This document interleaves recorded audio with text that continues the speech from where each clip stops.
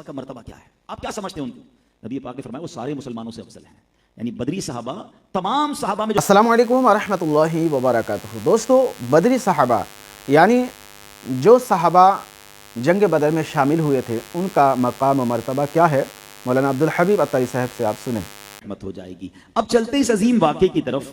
असहाबे बदर का मकाम कितना बड़ा था, असहाबे बदर को अल्लाह करीम ने कैसा उरूज अता फरमाया। मगर इससे पहले ये समझना होगा उस वक्त सिनेरियो क्या था। याद रहे कि गज़वा बदर हुआ 2 हिजरी को। अभी मुसलमान मक्के से मदीने पहुंचे थे, सेटल डाउन भी नहीं हुए थे। और याद रहे कि मक्के से वो कैसे पहुंचे थे, एम्प्टी हैंडेड।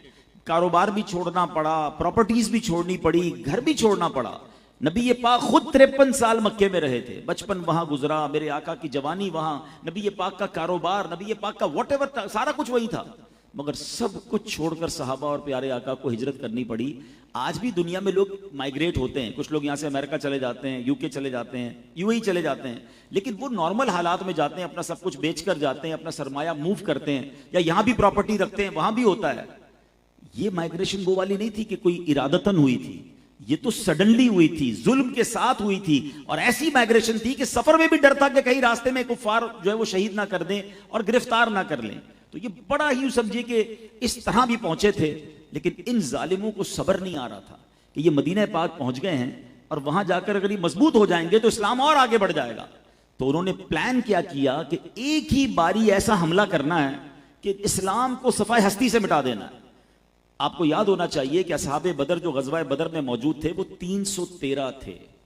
यानी उस वक्त अगर कहा जाए कि दुनिया में मुसलमान ही इतने थे, ठीक है कुछ खवातीन मदीना पाक में होंगी, मगर नबी पाक अलैहिस्सलाम ने उस रात भी वो रात दुआओं में गुजारी और इतना अल्लाह की बारगाह में दुआ की कि प्यारे आका जब हाथ उठाकर दुआ फरमाते थे तो हज़रत अबू बकर सिद्दीक ने देखा कि आपकी चादर मुबारक नीचे तशरीफ ले आई और उन्होंने आके नबी पाक को सीने से लगाया।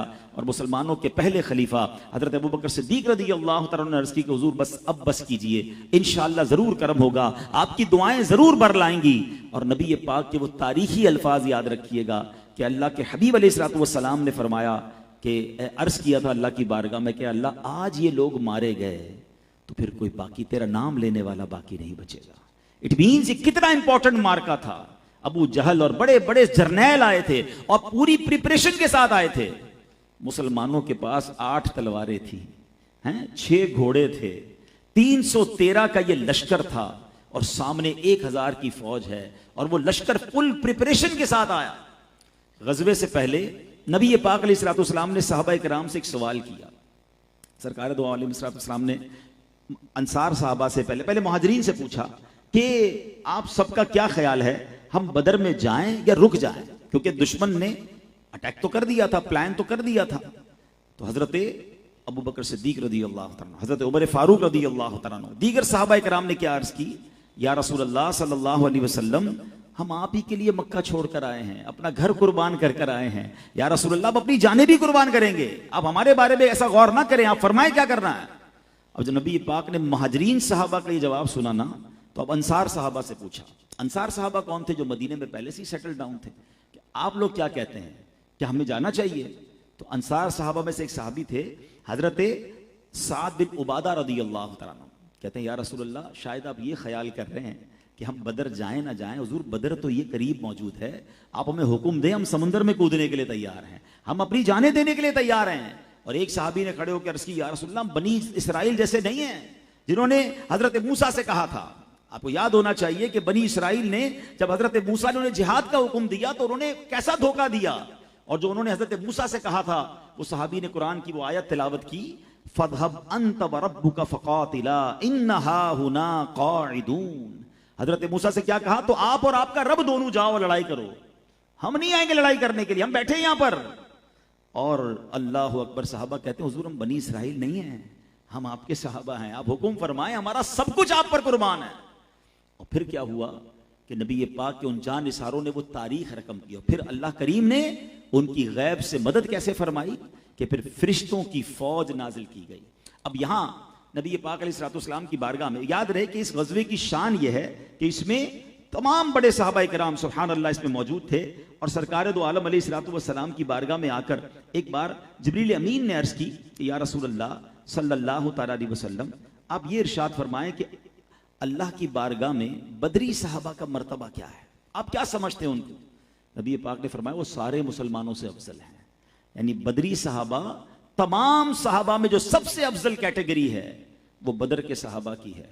तो हज़रत जिब्रील अमीन ने पता है क्या अर्ज किया? कहते हैं या रसूल अल्लाह, फरिश्तों का भी यही आलम है कि जो फरिश्ते बदर के मैदान में मुसलमानों की मदद के लिए आए थे, अल्लाह ने उन फरिश्तों को भी बाकी तमाम फरिश्तों से मुमताज फरमा दिया है। यानी उन फरिश्तों का मकाम भी सबसे अरफा व आला है, वो बदरी फरिश्ते कहलाते हैं। और उसकी वजह उलमा ने बड़ी प्यारी बयान की कि 1,24,000 कमोबेश सहाबा इकराम और जनाब अल्लाह के बेशुमार फरिश्ते, लेकिन इन सहाबा की कैटेगरी को इस कदर मुमताज क्यों किया गया और फरिश्तों का मकाम भी क्यों बुलंद करार दिया गया? तो फरमाया कि सारे चूंकि मुसलमानों के मददगार और खास तौर पे नबी पाक की खिदमत के लिए हाजिर हुए, तो नबी पाक अलैहिस्सलाम की जो खिदमत करता है, अल्लाह के हबीब अलैहिस्सलाम के दीन की जो मदद करता है, अल्लाह उसे मुमताज, बुलंद और आला कर देता है। आप आज भी देखिए वो उलमा, वो दीन का काम करने वाले जो नबी पाक अलैहिस्सलाम की मदह और सराई करते हैं, उनकी शान बयान करते हैं, उनके इश्क की बात करते हैं, दीन मतीन के खिदमतगार बनते हैं, अल्लाह आज भी उन्हें उरूज अता फरमाता है। वो शायर लिखते हैं ना, उनके जो गुलाम हो गए, उनके जो गुलाम हो गए, वक्त के इमाम हो गए, नाम लेवा उनके जो हुए, उनके ऊंचे नाम हो गए। तो आज भी नाम उनके ऊंचे हो जाते हैं जो सरकार दो आलम अलैहिस्सलाम का नाम लेते हैं। अब जब ये सहाबा अपना सब कुछ जान हथेली पर लेकर बदर के मैदान में आ गए, तो अब क्या हुआ? अब कुछ बड़ी कमाल की इमदाद हुई है। अल्लाह कुरान मजीद में इरशाद फरमाता है, पहले ये समझिए, वलक़द नसरकुमुल्लाहु बिबद्रिन व अंतुम अज़िल्ला, और बेशक अल्लाह ने बदर में तुम्हारी मदद की जब तुम बिल्कुल बेसरो सामान थे। अल्लाह पाक ने गज़वाए बदर में मुसलमानों की साबित कदमी और दिल की तसल्ली के लिए 5,000 फरिश्तों की मदद नाजिल फरमाई। अब इसमें दो बड़े प्यारे मसले भी हल हो जाते हैं। मैं तवज्जो चाहूंगा, कुरान करीम से एक अकीदे का मसला हल हो जाएगा। पहली बात तो यह है कि बदर में कौन आए थे? फरिश्ते आए थे मदद को। और अल्लाह पाक ने क्या फरमाया? वलक़द नसरकुमुल्लाह, और बेशक अल्लाह ने बदर में तुम्हारी मदद की। यानी फरिश्ते मदद को आए थे, मगर अल्लाह फरमाता ये मदद फरिश्तों की नहीं, ये मदद अल्लाह की थी। तो पता चला कि अल्लाह पाक के बंदों की मदद करना असल में अल्लाह पाक ही की मदद है। और सुभान अल्लाह, ये फरिश्ते कौन हैं? कुरान फरमाता है इबादुम मुकरमून, फरिश्ते इज्जत वाले बंदे हैं। तो पता चला अल्लाह पाक का बंदा मदद फरमाए, जब उनकी मदद अल्लाह पाक की मदद है, तो जो अल्लाह पाक के दोस्त हैं जब वो मदद फरमाएं तो वो मदद अल्लाह की मदद क्यों ना होगी? और दोस्त कौन है? अल्लाह कुरान में फरमाता है अला इन्ना औलिया अल्लाही, सुन लो बेशक अल्लाह के औलिया, वली कहते हैं दोस्त को। अरे जब बंदे मदद करे तो रब फरमाए ये मेरी मदद है, तो अल्लाह के वली भी अगर किसी की मदद फरमाए तो दरअसल वो अल्लाह ही की अता होती है। और यही अल्हम्दुलिल्लाह हमारा अकीदा है कि कोई वली, कोई सहाबी, कोई नबी अपनी तरफ से किसी को कुछ नहीं दे सकता। वो सब रब के मोहताज हैं, मगर अल्लाह अपने मखसूस बंदों को, अपने चुने हुए बंदों को कमालात अता फरमाता है। और वो अगर किसी की मदद फरमाए तो ये कुरान से साबित कि अल्लाह के बंदों की मदद जो है वो अल्लाह ही की मदद है। अब मेरे प्यारे इस्लामी भाइयों, मदद क्या हुई? दो तीन बातें बदर के बारे में और फिर बदर का मैसेज समझेंगे। अल्लाह असहाबे बदर पर करोड़ों रहमतों की बारिश नाजिल फरमाए और उनके फयूज व बरकात से हमें मुस्तफीज फरमाए। अब जरा याद रखिएगा बदर के मैदान का सिनेरियो क्या था। कुफ्फार पहले पहुंच चुके थे, मुसलमान बाद में पहुंचे। उन्होंने जगह बड़ी अच्छी सेलेक्ट कर ली अपनी फौज के लिए। बिल्कुल कंक्रीट जमीन थी, वहां पानी भी था। अब उन्होंने अपने घोड़े वगैरह में बांध लिए। जब सहाबा इकराम पहुंचे तो मुसलमानों को जो जगह मिली थी वो रेतीली जगह थी, अनसर्टन जगह थी, पानी भी नहीं था। मुसलमान थोड़े से घबरा गए कि हम वुजू कैसे करेंगे, पानी कैसे पिएंगे। सुभान अल्लाह, एक मदद ये आई कि बदर वाले दिन वहां बारिश हुई। ये बारिश भी मदद थी कि हुआ ये कि जो काफिरों की जगह थी वो अब कीचड़ हो गया, वहां पर वो चिकनी हो गई क्योंकि वहां बारिश हो गई। और मुसलमानों की जगह चूंकि रेत वाली थी वो अब बड़ी सेटल डाउन हो गई। मुसलमानों ने पॉट्स भर लिए, पानी भर लिया, अब वुजू भी होने लगा। अब जो है वो नमाजों वगैरह की भी आसानी, पानी पीने के लिए भी पानी हो गया। उसके बाद क्या हुआ? आज हम 3D और जनाब कंप्यूटर का जमाना है, विजुअलाइजेशन करते हैं। अब तो लोग ये भी करते हैं कि थोड़े लोग होते हैं उसको ज्यादा दिखा देते हैं, अपने जलसे को, अपने मजमे को ज्यादा दिखाने के लिए अब कंप्यूटर के जरिए बहुत सारे लोग अपने बहुत सारी कारकर्दगी को बढ़ा देते हैं और बहुत सारे लोग किसी को कम करने के लिए उसके काम बंदे कम कर देते हैं कंप्यूटर के जरिए। सुना यह है कि यह काम हो रहा होता है। मगर बताऊं आपको 1450 साल पहले अल्लाह ने अपनी कुदरत का क्या नजारा दिखाया। काफिर 300, मुसलमान 313 थे और काफिर 1000 थे। तो 313 जो थे उनको ज्यादा नजर आने लगे और वो डर गए कि इतना बड़ा लश्कर है, और मुसलमानों को जो वो 1000 थे वो कम नजर आने लगे। तो उनकी हिम्मत बढ़ गई कि इतने थोड़े ही हैं, इनको तो फारिग कर देंगे हम। तो अल्लाह करीम ने मुसलमानों के दिलों में हिम्मत डालने के लिए कुफ्फार की तादाद उनको कम नजर आने लगी और कुफ्फार को मुसलमानों की तादाद ज्यादा नजर आने लगी। एक और कमाल की मदद हुई। जब भी ये हदीसों में पढ़ते हैं हैरानगी होती है कि कैसे पॉसिबल है। आजकल एक फिनोमेना डिस्कस होता है कि जब भी कोई बड़ा काम करना हो तो छोटी सी पावर नैप ले लेनी चाहिए, हैं? लोग शॉर्ट नींद करते हैं और तैयार हो जाते हैं, आधे घंटे बाद दोबारा बड़ा काम करने के लिए रिफ्रेश हो जाते हैं। को पता है बदर के मैदान में क्या हुआ था? सफेद दुरुस्त हो गई, सामने दुश्मन की फौज है और अहादीस में मजमून मिलता है कि तो तमाम मुसलमानों पर गुनूदगी तारी कर दी गई, सारे के सारे ऊंग में चले गए। ये कैसे पॉसिबल है? अल्लाह की शान थी और नबी पाक का मौजज़ा। और थोड़ी देर के बाद जब वो दोबारा बेदार होते हैं तो everybody become fresh for fight और सब तैयार हो गए। ये मदद भी हो गई।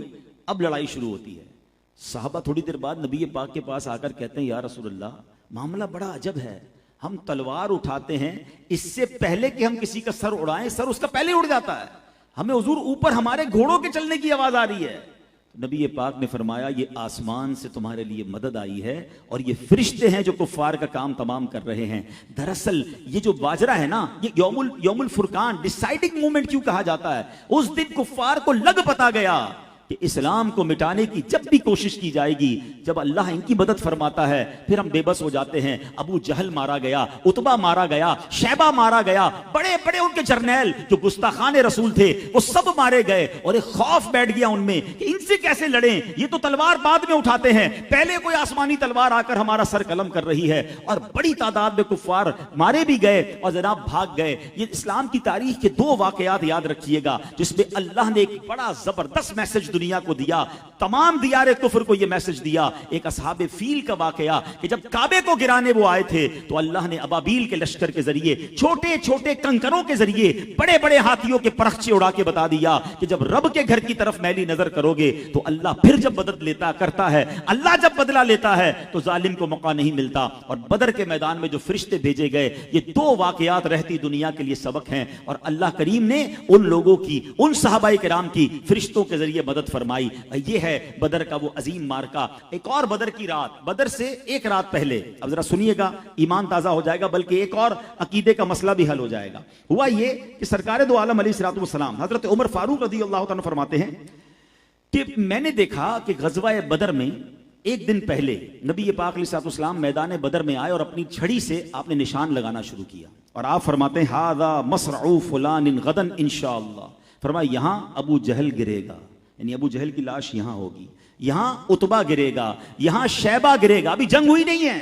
हजरत उमर कहते हैं दूसरे दिन क्या हुआ, फवल्लज़ी बअसहु बिल हक़्क़ि, उस रब की कसम जिसने आपको हक के साथ मबऊस फरमाया, मा अख्ताउल हुदूद अल्लती हद्दा रसूलुल्लाह सल्लल्लाहु अलैहि वसल्लम। कहते जिस जगह नबी पाक ने लकीर खींची थी 1 इंच का फर्क नहीं था। जहां फरमाया अबू जहल गिरेगा वहां अबू जहल की लाश मौजूद थी, जहां फरमाया उतबा गिरेगा वहां उतबा की लाश मौजूद थी। अल्लाह अकबर। अल्लाह ने अपने नबी को कैसा इल्म अता फरमाया। हम एक नात का शेर सुनते हैं ना कि जो हो चुका है, जो होगा हुजूर जानते हैं। मुझे तो ये समझ नहीं आती लोग कैसे बहस करते हैं कि जनाब नबी पाक के पास इल्म गैब था कि नहीं था। अरे रब अपने हबीब को जो चाहे अता फरमाए। आज हम अपने प्यारों को अपना बहुत कुछ देते हैं, तो अल्लाह ने अगर कुछ उलूम अता फरमाए अपनी शान के मुताबिक तो किसी को क्या प्रॉब्लम है। और एक और बात समझनी है, आला हजरत ने ये इल्म गैब का मसला भी एक शेर में ही जो है ना हल फरमा दिया है। मैं अगर आप सबसे सवाल करूं, इस पूरी कायनात में सबसे बड़ा गैब क्या है,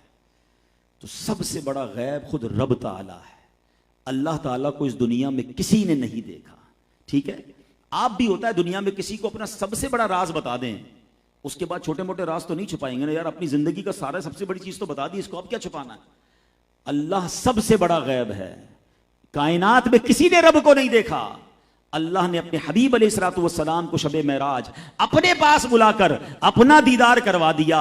अब बताएं और क्या चीज है जो रब ने छुपानी है। आला हजरत ने बड़ी कमाल की बात लिखी, लिखते हैं और कोई गैब क्या तुमसे निहा हो भला। या रसूल अल्लाह, और कौन सा गैब है जो आपसे छुपाया जा सकता है? और कोई गैब क्या, तुमसे निहा हो भला, जब ना खुदा ही छुपा, तुम पे करोड़ों दुरूद। अब ये जो मुस्लिम शरीफ की मैंने आपको हदीस बयान की कि नबी पाक ने जहां लकीर खींची वहीं उनकी लाशें हैं। उलमा ने फरमाया इसमें एक गैब की खबर नहीं है, इसमें 3 नबी पाक ने खबर दी।